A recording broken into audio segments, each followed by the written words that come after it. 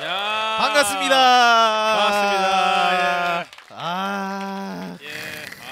네. 이렇게 또 시청자분들과 현장에서 만나는. 그러니까요. 이게 또 얼마만입니까? 또 이게 너무 오랜만이죠. 저 같은 경우는 이게 처음이거든요. 항상 그 카메라 앞에서만 하다가 이렇게 또 많은 또 시청자분들을 그러니까요. 함께 한다라는 게 너무 영광이고 행복합니다.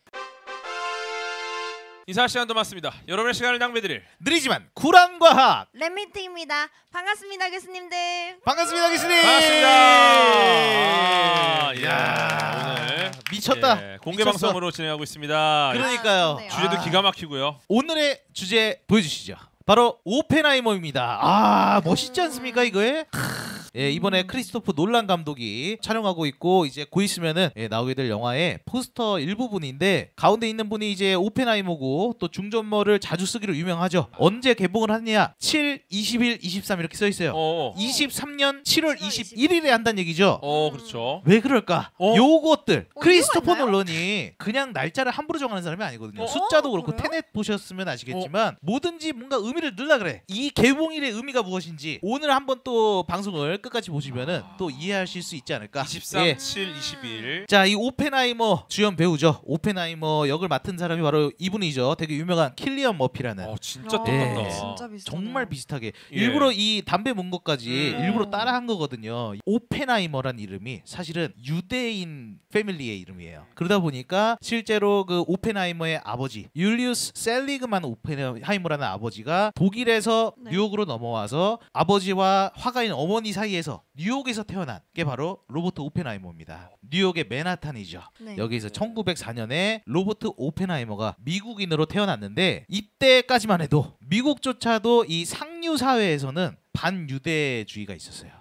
유럽은 당연히 그렇고 왜냐면은 이제 20세기 초만 하면은 한창 또 1차 세계대전, 2차 세계대전에서 그 유대인들이 많이 핍박을 받았잖아요. 그러다 보니까 이제 오펜하이머도 이 미국에서 태어난 미국인이지만 자기 이름을 되게 감추고 싶어 했었다.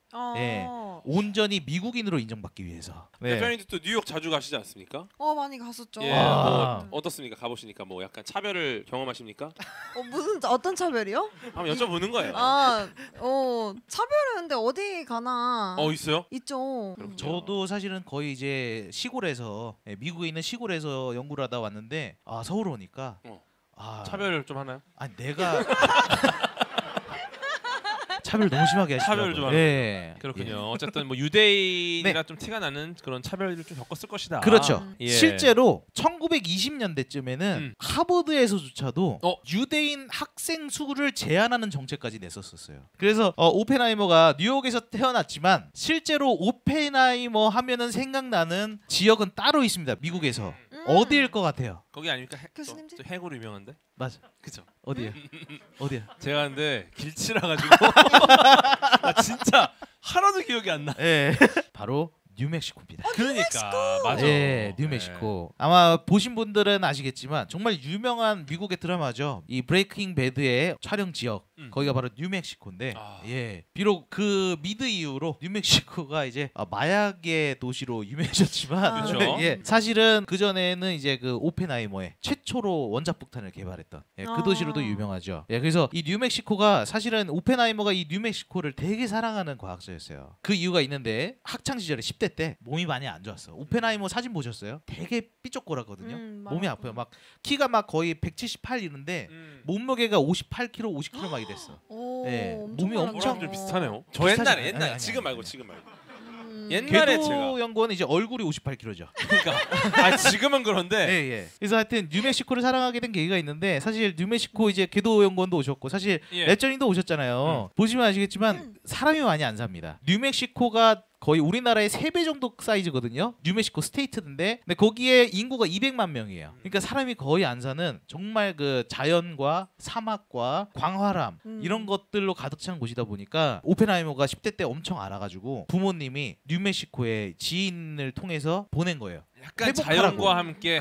뛰어다녀라. 그렇죠. 그 10대 때 그 경험이 너무 좋아가지고 이 오펜하이머가 그 이후로 매년 여름마다 뉴멕시코에서 힐링 캠프를 했던 그곳입니다. 그래서 오펜하이머 하면 뉴멕시코를 절대 뺄 수가 없어요. 그래서 오펜하이머 얼마나 똑똑한 사람이었는가 이거 좀 알아볼 필요가 있잖아요. 그죠? 좋죠. 예. 오펜하이머가 나왔던 대학은 야. 예. 오. 명문. 그냥 명문은 다 휩쓸고 다녔다 보시면 돼요. 처음에는 이제 하버드에 합격을 했다가 요 당시만 해도 사실은 이제 유럽이 조금 더 과학 강국이었거든요. 예, 캠브리지가 이제 그 실험 물리학의 성지였고 이제 독일의 이제 괴팅켄 대학 같은 곳 이런 것들은 이제 이론 물리학의 성지, 막스 보른 이런 사람들 있잖아요. 예. 근데 이제 캠브리지에 가고 싶다. 예, 그래가지고 이제 거기 안에서도 심지어 누가 유명했냐면 그 당시에 어니스트 러더퍼드가 캠브리지에 있었습니다. 예, 러더퍼드가 정말 유명한 실험 물리학자거든요. 그분 덕분에 어떻게 보면 우리가 이제 원자의 구조를 알게 됐다고 그쵸. 볼 수도 있어요. 그래서 이제 오펜하이머도 정말 제대로 과학을 배우기 위해서 영국행을 택했고 캠브리지를 갔는데 그런데 안타깝게도 이렇게 좋은 대학을 들어갔는데 오펜하이머가 사실은 이제 영국에 들어가서 많이 헤맸어요. 왜냐면은 생각보다 자기가 공부머리는 있는데 실험을 잘 못하는 거야.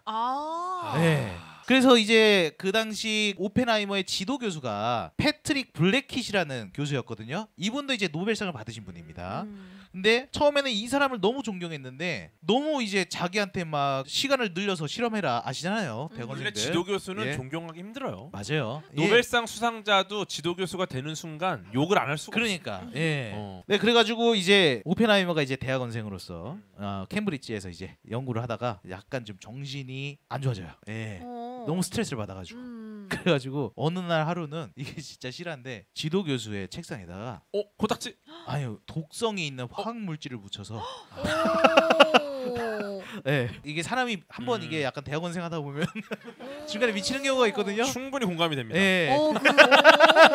대단하신 분이에요. 그러니까 네. 확실히 오펜하이머라서. 오펜하이머도 결국엔 네. 인간이었다. 그러니까. 그래가지고 그게 이제 사건이 너무 크게 터져가지고 이제 부모님 모셔오고 미국에 있는 부모님 모셔오고 근데 이제 그 어쨌든 다행인 거는 오펜하이머의 아버지가 예, 돈을 많이 버셔가지고 제발 형사처벌만은 면하게 해달라고 예 해가지고 다행히 감옥에 가진 않았다. 묵묵히 이제 남은 학원만 이제 마치고 그 다음에 다른 대학교를 가는데요. 그게 어디냐면 바로 괴팅켄 대학입니다. 어디든 아까 말씀드렸죠. 좋은 예. 데만 돌긴 하네요. 네, 전 세계에 있는 좋은 대학을 그냥 투어를 다닌 것 같아요. 머리가 똑똑하니까 받아준 거예요. 그렇죠. 예, 예. 화학 물질만 조심하면 되니까. 그러니까 그렇죠. 혹시나 조심해야 지도 교수 이게 혹시나 아마 뉴멕시코에 있다 와서 그런가? 지도 교수가 출근하면은 그러니까, 항상 물티슈로 책상부터 닦아. 그러니까 혹시 모르니까. 그래서 1926년에 괴팅켄 대학으로 넘어가서 누구 밑에서 이제 공부를 하기 시작을 했냐면 바로 막스 보른입니다. 막스 보른도 정말 유명한 과학자거든요. 너무 예. 훌륭하죠. 그래서 여기에서 이 괴팅켄 대학에서 드디어 자기의 어떤 그 실제 실력을 드디어 돋보이기 시작을 해서 여기서 정말 논문도 많이 쓰고 연구도 많이 하고 그 여기서 이제 오펜하이머가 만난 사람들이 누구냐? 요거는 이제 딱 과학자분들은 들으면 다 아시는 분들이에요. 엔리코 페르미, 폴 디렉, 파울리 베타 법칙의 볼프강 파울리, 하이젠베르크. 그리고 에드워드 텔러라는 과학자가 또 있었는데 에드워드 텔러는 나중에 그 수소 폭탄을 만드는 예. 그 뒤에 이제 오펜하이머가 운영했던 맨하탄 프로젝트 연구에 어떤 소속된 과학자기도 했고 다 같이 나중에 다시 만나요. 근데 이 사람들 다 어디서 만나냐? 바로 여기서. 네, 이 독일에서 열심히 연구를 할 때 이 사람들 다 만났고요. 그 뒤에 뭐 이제 정말 많이 같이 연구를 하면서 오펜하이머가 그 당시 가장 핫했던 연구가 뭐겠습니까? 바로 양자역학이에요.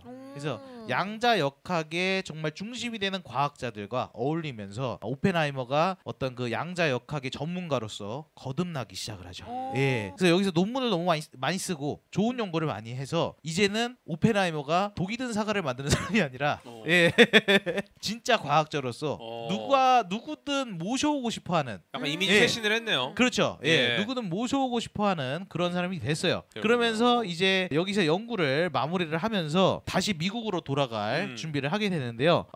근데 이제 미국으로 돌아가기 전에 또 아팠어. 아프면 어딜 갑니까 오펜하이머가? 보약 맞으러 가야죠. 그렇죠. 예, 1928년에 원래 요 정도까지 오신 분들은 병원 잘 안 가요. 예, 아프면 예. 근데 실제로 예. 로버트 오펜하이머가 어떤 얘기를 했냐면 자기 인생에서 가장 큰 두 개의 사랑이 있다 그랬어요. 그 중에 하나가 물리학이고 다른 하나가 뉴멕시코. 예, 그만큼 멋있다. 정말 뉴멕시코를 사랑했기 때문에 예. 이 보이시는 요 집이 오펜하이머가 실제로 산 별장이에요. 오. 네. 그래서 이 집을 짓고 나서 오펜하이머가 그때부터 이제 진짜 매년 여름마다 자기가 이제 1년 동안 열심히 일하고 항상 여기를 와서 휴가를 보냈던 그곳입니다. 휴양지. 예. 그렇군요. 이제 드디어 다시 이제 유럽에서의 학업을 마치고 1929년부터 교수가 되죠. 교수가 된다는 게 얼마나 힘든지 아시죠? 보통 일 아니죠. 보통 일이 아니죠. 네, 특히 또 누군가 죽어야 돼요. 그렇죠. 네. 그래서 미국 같은 경우는 또 유명한 대학들이 많기 음. 때문에 더 힘든데 이 오펜하이머가 무려 2군데서 교수직을 제안을 받는데 하나가 바로 UC 버클리. 오 버클리. 어마어마한 대학이죠. 어마어마한 데죠. 다른 하나는 칼텍입니다.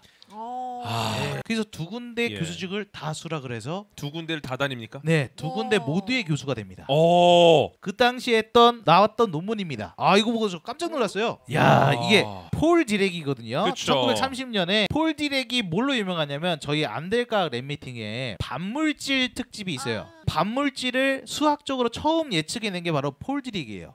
예. 그렇죠. 왜냐면 수학적으로 계산을 해보니까 전자랑 똑같은데 전자는 마이너스 극성을 갖고 있는 입자잖아요. 근데 플러스 극성을 갖고 있는 게 있어야 되는 거야. 그쵸. 수학적으로 계산을 해보니까 예. 이상하잖아. 그래서 폴 디렉이 이때만 해도 뭐라 그랬냐면 이거는 양성자다. 왜 원자 구조는 양성자랑 전자로 이루어져 있잖아요. 그러니까 플러스니까 이건 양성자다라고까지만 얘기를 했대요. 예. 폴 디렉은. 근데 이 반물질 그냥 폴 디렉이 한 줄 알았는데 알고 보니까 이 1930년대 논문 이거 오펜하이머가 쓴 거예요. 폴 디렉이 하나 잘못 말한 게 있다. 이건 양의 극성을 갖고 있는 또 다른 전자다.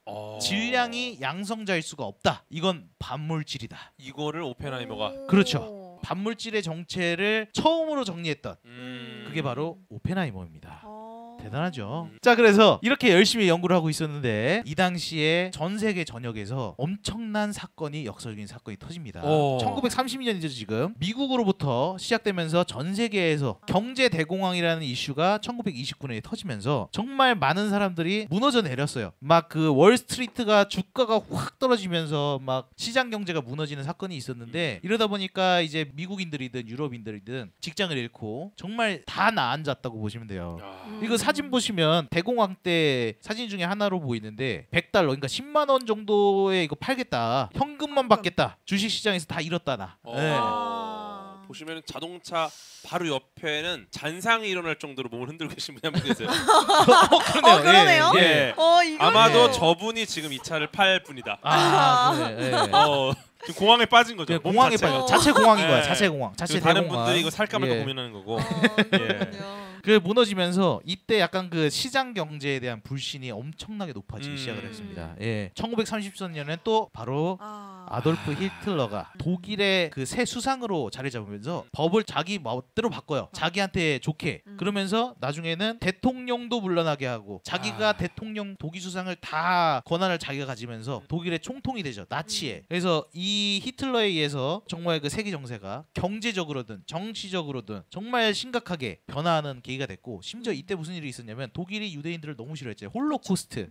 예, 특히 히틀러가. 그러면서 이때 1933년 4월이 되면은요. 독일에서 유대계 독일인 교수들. 그중에 뭐 아인슈타인도 있을 것이고. 그렇죠. 예, 사실 예. 오펜하이머도 핏줄은 그 유대계 독일인이거든요. 그렇죠. 예. 그래서 그 교수들을 별다른 이유 없이 독일 대학에서 다 내쫓아요. 그러면서 이제 이때 오펜하이머가 본인은 이제 미국인으로서의 어떤 자긍심을 가지면서 살고 있었지만 이런 사태들을 보면서 독일에서 쫓겨난 과학자들한테 뭔가 후원하는 그런 기금을 마련하는데 예. 도움을 많이 줬다고 합니다. 그리고 또 다음 해 요거는 이제 사실 우리나라 사람들은 모를 수밖에 없지만 미국에서는 상당히 심각한 그거였는데 바로 워터프런트 스트라이크라 그래서 스트라이크가 파업이에요. 이제 대공황이 5년 정도 지속이 되니까 여기저기서 이제 총파업 이런 것들이 일어나고 심지어 이 당시 1934년에 어떤 일이 있었냐면 경찰이 파업하는 군중 중에 이제 그거를 저지하려다가 총을 발사했는데 2명이 죽는 사건이 생겨요. 피해 목요일이라 그러는데 이때 이런 문제가 생기면서 샌프란시스코 총파업이 일어났고 그러면서 또 어떻게 보면 지식인들까지 이제 동요를 하게 되면서 오펜하이머뿐만 아니라 그 제자들까지 그 버클리 대학에 있는 학생들이 다 이거에 대해서 같이 이제 참여를 해서 뭔가 노동 막 이런 것들을 얘기하던 시기가 됩니다. 그래서 이 당시가 나중에 오펜하이머의 가장 큰 어떤 역사의 굴곡을 만들게 되는 계기거든요. 어. 네. 그래서 이 당시 이 사람들이 대공황을 겪으면서 그 당시에 이제 사람들이 어떤 것이 앞으로 나아가는 국가의 방향인가 이런 거에 대해서 고민을 많이 하던 시기였어요. 네. 그래서 뭐 사회주의라든가 뭐 아니면 자본주의라든가 뭐 자유주의, 뭐 민주주의 아니면 뭐 공산주의 이런 것들에 대해서 어떤 것이 옳은 것인가 이런 거에 대해서 엄청나게 서로 논쟁을 하던 그런 시기였다고 보시면 됩니다. 여러 예. 가치 판단들이 어우러지던 그렇죠, 그렇죠. 예, 가치 정답이 판단들이. 없는 문제를 예, 놓고 예. 서로 가치 판단이 어우러지던 그런 시기였죠. 그렇죠, 예. 그렇죠. 근데 대공황이니까 미국에서도 약간 사회주의 운동이 너무 엄청나게 발전하기 시작을 했던 거죠. 그러면서 나온 또 다른 오펜하이머 영화의 배역 중에 한 명입니다. 바로 진 테트록이라는 인물이 등장을 하는데요. 이 사람이 오펜하이머랑 어느 파티에서 만나서 눈이 맞습니다. 아. 특히 오펜하이머가 정말 진심으로 사랑했던, 오. 진심으로 사랑했던 여자가 바로 블랙 위도우에 나왔던, 아, 이분이 예. 블랙 위도우인가요? 플로렌스 퓨, 플로렌스 퓨라는 배우인데 예. 블랙 위도우에서 그 스칼렛 요한슨의 여동생, 그쵸. 네, 그렇죠. 이분이 이제 진 테트록을 맡았어요 이번에. 아, 오펜하이머 영화에. 저는 이분이 블랙 위도우의 실제 인물인 줄 알고. 아니야. 아, 저는 그래서 아니야, 저분이 아니야, 그 아니야. 간첩이었나? 아니야. 오, 아, 어머, 관통한 건가요? 뭐가 있어? 관통인데요? 뭐가 예. 어. 실제로 오. 이 진 테트록은 누구보다 그 사회주의 운동 그 더 나아가서 이제 공산당원으로 활동했던 사람이에요. 아까도 말씀드렸듯이 정말 나쁜 의도가 아니라 순수한 의도로 나는 이게 맞다고 생각했던 사람. 본인의 가치 판단 신념이 그쪽이다. 그렇죠. 예. 예. 그래서 공산당원으로 활동을 했었고 음. 뭐 웨스턴 워커라 그래서 노동신문의 어떤 뭐 기자로도 활동을 하고 이랬던 사람인데 이 사람이 이제 그 오펜하이머랑 눈을 맞으면서 연애를 시작을 합니다. 예, 그래서 이 사람은 미국인인데 실제로 그 이 사람이 했던 말 중에 하나가 미국보다 소련이 낫다라고 할 정도로 예, 물론 그 당시 알잖아요. 경제 대공황을 겪고 나면 정말 그 시장 경제에 대한 어떤 불신이 엄청나게 강하게 생기거든요. 그러다 보니까 이제 그 소련이 미국보다 더 낫다라고 말할 정도로 정말 뼛속까지 그 공산당원의 삶을 살았는데 안타깝게도 오펜하이머가 정말 진 테트록을 너무 사랑해서 이 사람과 결혼을 하고 싶어서 청혼을 2번을 했는데 한 번은 실패했군요. 두 번째 청혼을 했을 때 어. 나는 싫다 그래가지고 거절을 하고 이별을 하게 됩니다. 예, 안타깝게도 1939년 그러니까 한 3년 정도 만난 거죠. 이별을 하게 되면서 어떻게 되겠습니까? 많이 헤맸대요. 아. 예, 그 이별을 하면서 많이 헤매면서 여러 이제 파티에 참석하면서 그러면서 만난 사람이 있는데 바로 캐서린 키티 오펜하이머. 아. 우리 이제 이 당시 사람들은 이제 캐서린 키티 오펜하이머를 그냥 키티라고 불렀어요. 예, 헬로 키티. 예. 야, 오른쪽 분은 또 어떤 분이시죠?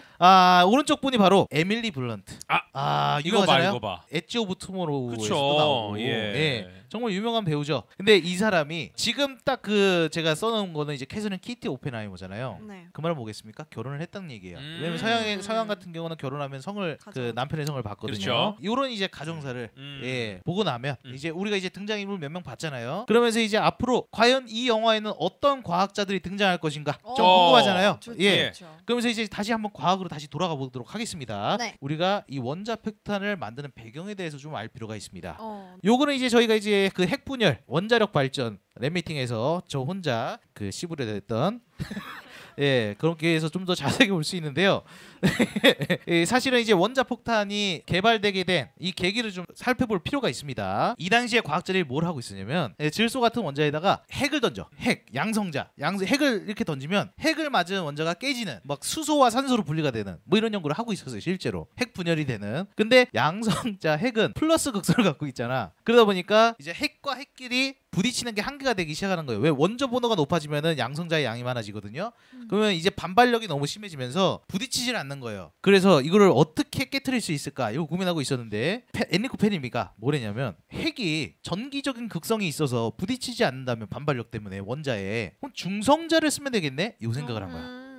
그 중성자를 그 원자에다 던지면 깨질 것이다. 무거운 원자들도. 그래서 페르미가 뭐랬냐면 우라늄에다가 중성자를 때려요. 그랬더니 우라늄이 중성자를 받고 다른 물질로 변합니다. 막 넵투늄, 플루토늄 막 새로운 원자들이 생겨요. 그런 것들을 이제 발견을 하죠. 그러면서 1938년에 이분들이 이제 또 이제 나중에 이제 노벨상을 받게 되는데 남성분이 이제 오토 한이고 독일 과학자, 그리고 여성분이 이제 리제 마이트너, 이 둘이 뭘 발견했냐면 우라늄의 중성자를 던지면 우라늄이 더 작은 원자로 분리가 됩니다. 그림에 보시는 것처럼. 그러면서 그걸로 끝나는 게 아니라 중성자를 3개를 더 내놓고 그 다음에 에너지가 생기는데, 이게 무슨 뜻이냐면 우라늄 자체가 갖고 있는 질량이 있을 거 아니에요. 그죠? 우라늄 자체가 갖고 있는 질량이 있고 거기다 중성자를 때렸어요. 그러면 2개의 더 작은 원자로 깨집니다. 그리고 중성자 3개가 나오죠. 근데 이 중성자 3개랑 작은 원자 2개를 합쳐도 그 총 질량이랑 그 깨지기 전에 우라늄이었을 때 질량이랑 차이가 나는 거야. 그렇죠. 질량이 줄어들었어. 그럼 그 질량은 어디로 갔을까? 에너지로 바뀌는 거죠. 그렇죠.